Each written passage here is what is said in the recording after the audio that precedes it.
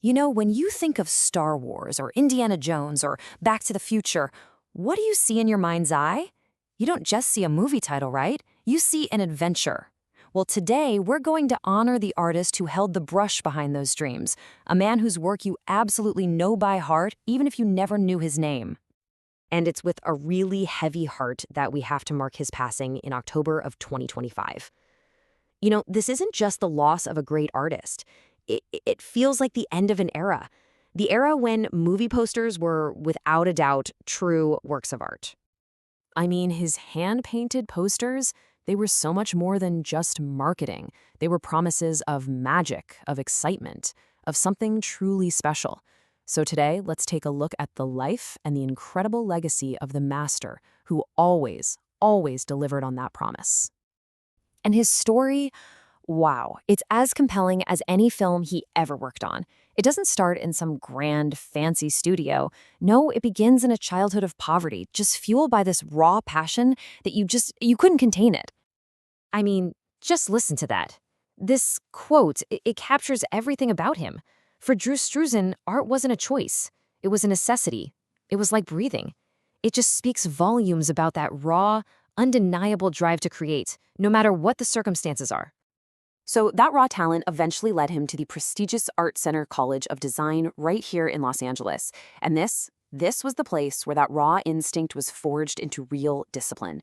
It's where his natural gift was sharpened into the legendary skill that would, pretty soon, define a whole era of cinema.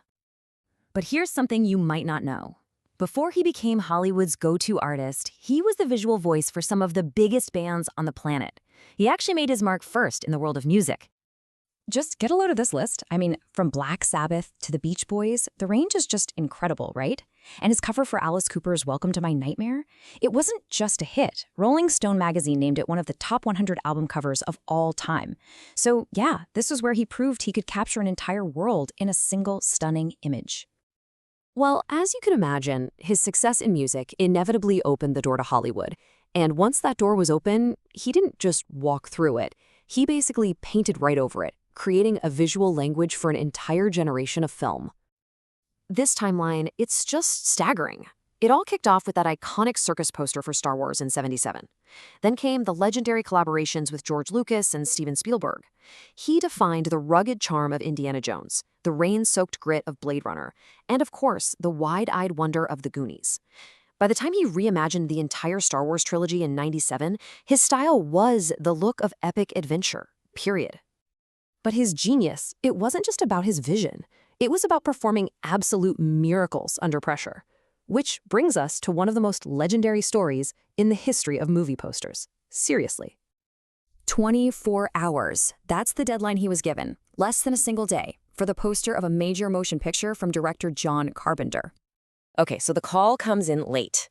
We need a poster for John Carpenter's remake of The Thing, and we need it by tomorrow morning. There were no photos, no stills, absolutely nothing to go on. So what does Drew do? He works through the night creating this haunting, iconic image from pure imagination. The result is one of the most beloved posters ever made, born from a completely impossible deadline. And that story, it perfectly captures his whole artistic philosophy. See, as the industry started shifting towards digital tools, Photoshop and all that, Drew remained this fierce champion of the handmade approach. For him, true art, it needed to have a soul. This quote just says it all, doesn't it? For Drew, art was a connection from one human being to another.